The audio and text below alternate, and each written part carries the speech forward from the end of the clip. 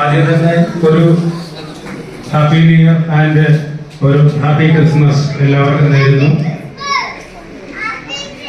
നമ്മൾ പെട്ടെന്നാണ് ഈ ഒരു പ്രോഗ്രാം പ്ലാൻ ചെയ്തത്. കാര്യം ഞാനിവിടെ ഒരു 3 മാസം ആയിട്ടിവിടെ ഇല്ലായിരുന്നു. എങ്കിൽ തന്നെയും നമ്മുടെ ഇപ്പോഴത്തെ ആൾക്കാരുടെ എല്ലാം ജോലി തിരക്കും മറ്റു കാര്യങ്ങളൊക്കെ ആയിട്ട് കുറച്ചൊക്കെ ഡിലേ ആയി പ്രോഗ്രാം.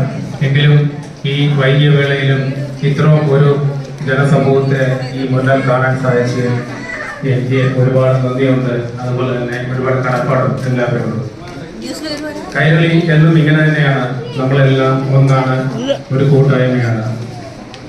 എന്തൊക്കെ പ്രശ്നങ്ങളാണെങ്കിലും നമ്മുടെ കൈരളിയെ നമുക്ക് വിശാഖപട്ടണത്തിൽ നിന്നും മാറ്റി നിർത്താൻ ആർക്കും ഒരിക്കലും സാധിക്കില്ല.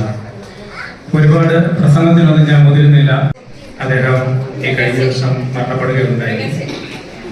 അദ്ദേഹത്തിന്റെ വേണ്ടി ഒരു 2 മിനിറ്റ് എല്ലാവരും ഒന്ന് എഴുന്നേറ്റ് നിന്ന് നമ്മുടെ ഈ ഒരു കൈരളി ഇത്രയൊക്കെ രീതിയിൽ കെട്ടിപ്പടുക്കാൻ ആദ്യകാലത്തിലുണ്ടായിരുന്ന സെക്രട്ടറി ആയിട്ടൊക്കെ പ്രവർത്തിച്ചാണ്. ഒരു ആവശ്യമില്ലാത്ത കാര്യമാണ്. ചടങ്ങിന് തീരുമാനമെടുത്ത് ചടങ്ങ് സമയത്ത് തുടങ്ങുമ്പോൾ താമസിച്ചു വരുന്ന അതിഥിക്ക് യാതൊരു പ്രാധാന്യവും പറഞ്ഞ പോലെ തന്നെ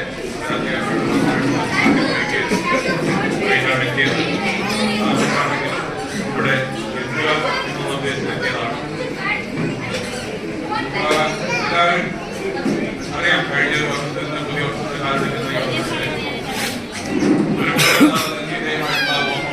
ഓരോരോ വ്യക്തി ജീവിതത്തിലും കൂട്ടായ്മകളൊക്കെ ഉണ്ടായിട്ടുണ്ടാകാം.